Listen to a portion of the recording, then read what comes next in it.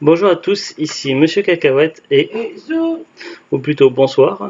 Aujourd'hui nous sommes vendredi 8 décembre 2017 et il est 22h28. Et qui dit vendredi dit parlons DVD, donc ce soir on a vu un DVD. Donc la dernière fois c'était Zouglut qui avait choisi.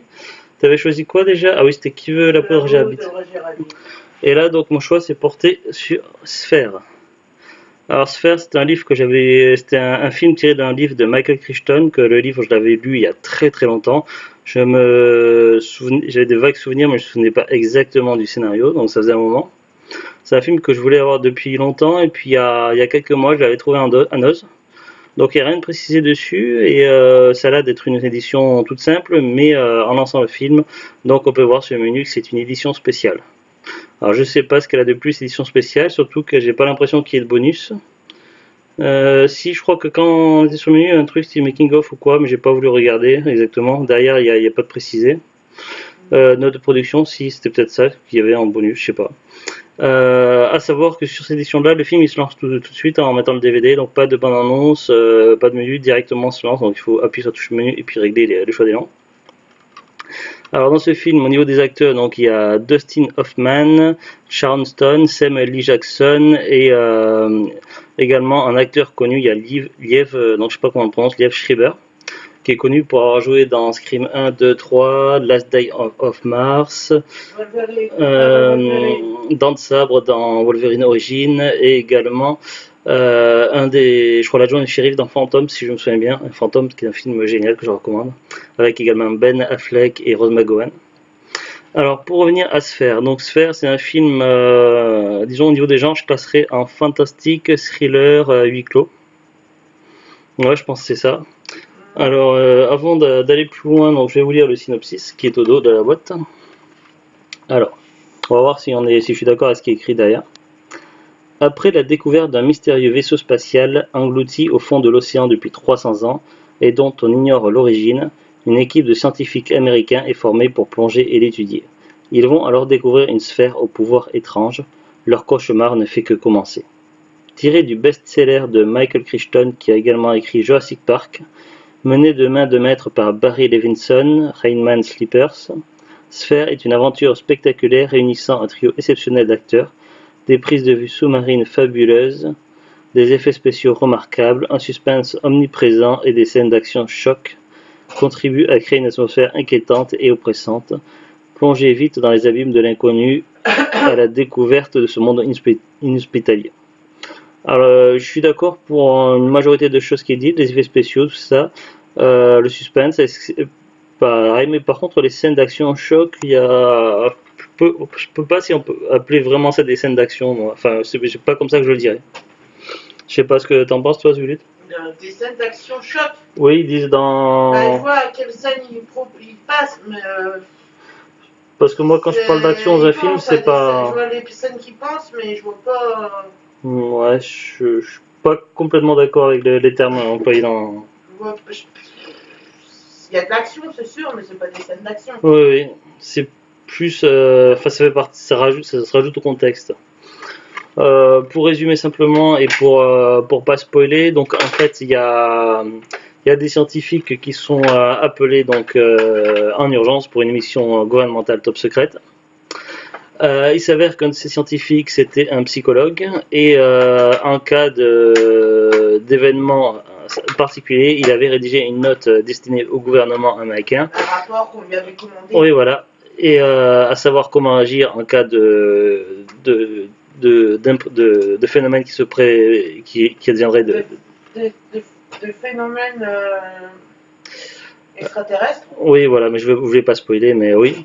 Et donc, il avait expliqué comment aborder le sujet et quel type de spécialiste il faudrait soit nécessaire. Et donc, on l'a mandaté lui et les spécialistes qui étaient indiqués dans son rapport. Donc, c'était un rapport qui était assez ancien, donc on l'a contacté peut-être 20 ans plus tard, un truc comme ça. Et donc, il s'avère que sous l'eau, donc il y a un vaisseau spatial qui atterrit il y a 300 ans et on ne sait pas ce qu'il y a dedans. Et donc, forcément, l'équipe va y aller. Alors, ils ont installé une sorte de relais, c'est-à-dire pas de relais, mais de points de chute sous l'eau. Donc, ça se présente comme une sorte de sous-marin en fait, et à partir de ce sous-marin-là qui est stationné très près du vaisseau spatial, ils peuvent accéder de l'un à l'autre.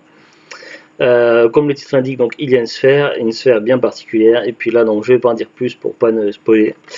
Mais en gros oui, donc il y a du fantastique, il y a l'action, je dirais pas de l'action, mais voilà, il se passe pas mal de choses quand même dans le film.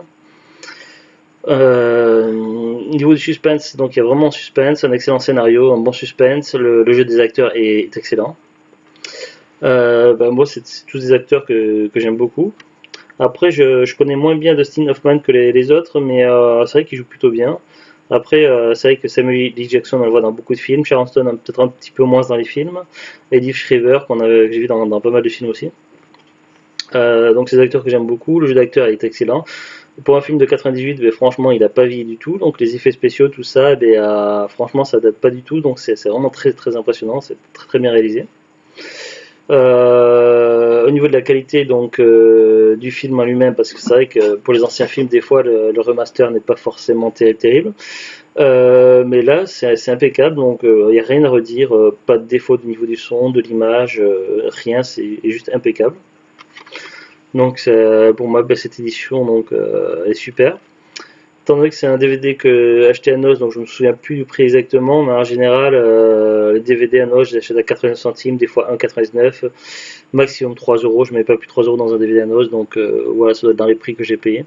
Je pense qu'on doit pouvoir le trouver assez facilement, soit sur internet, soit en brocante. Ça doit pas être le genre de film très, très rare à trouver. Mais ça reste un excellent film, donc si vous aimez ce qui est fantastique, suspense, thriller, huis clos, tout ça, donc voilà. Personnellement, c'est un film que je recommande et qui pour moi fait partie des classiques. Voilà. Si vous êtes fan de tout ça, pour moi c'est un DVD à avoir dans son étagère, dans sa DVD tech. Est-ce que j'ai oublié des trucs, The Glut? Non. Franchement, le film, donc la durée de film, est-ce que c'est marqué sur le DVD? Oh bon, on la voit pas. 129 minutes, ça va, ça t'a pas. On voit pas la durée. Je trouve que voilà quoi. Toi à la base t'es quand même plus comédie, mais ouais, t'as bien apprécié. Ça dépend. Ça dépend quoi. Je suis pas forcément plus comédie, ça dépend. Non, mais je veux dire, t'as des. Disons, Parce que je suis pas comédie française du tout. Oui, voilà, non, mais t'as plus d'affinité quand même dans le type comédie que dans d'autres genres de films. Comédie anglaise surtout. Ouais. Et moi, ce genre de film, toi, ça. Non, j'aime bien, ça passe. Donc voilà, ben ça va. Oui. Moi, il y a qu'un seul il y a un seul type de film qui passe pas, c'est l'horreur. Bah, ça dépend parce qu'après, il y a certains films qui sont classés horreur et c'est pas tant horreur que ça. Ouais. On a vu des films qui étaient un peu horrifiques, mais la science-fiction prenait le dessus. Oui. Genre le film qu'on a vu il y a pas très très longtemps, ça se passait dans c'est Spaceship, je crois, ça se passait dans une station spatiale. Il y a des effets, des scènes qui étaient un petit peu dans l'horreur, mais c'était plus quand même le côté science-fiction et puis le scénario qui prédominait. Ouais, voilà. Après, je pense que tu fais allusion plus à l'horreur gore style Saw. Ouais, voilà. Ouais, personnellement, les trucs genre Saw, tout ça, je suis pas fan. Ça n'a rien à voir avec la vidéo. Parce qu'après, il y a horreur et horreur. Genre Alien, qui est considéré comme un film d'horreur, pour moi, c'est plus science-fiction qu'horreur. Donc, c'est plus le scénario, l'histoire, que une ou deux scènes. Voilà, quoi. Pour moi, c'est pas des films d'horreur. Donc, Ouais, mais là, on fait de leur piste. oui, voilà. Enfin, on était parti un peu sur le sujet. Donc, mais voilà. Personnellement, si vous aimez un petit peu le fantastique, un petit côté SF, suspense, thriller, tout ça, un bon jeu d'acteur, voilà. Donc, personnellement, c'est un film qui a bien vieilli. Donc, je recommande. C'est Sphère. Voilà. Et sur ce, donc on vous dit à bientôt, bonne soirée et au revoir. Au revoir. Au revoir.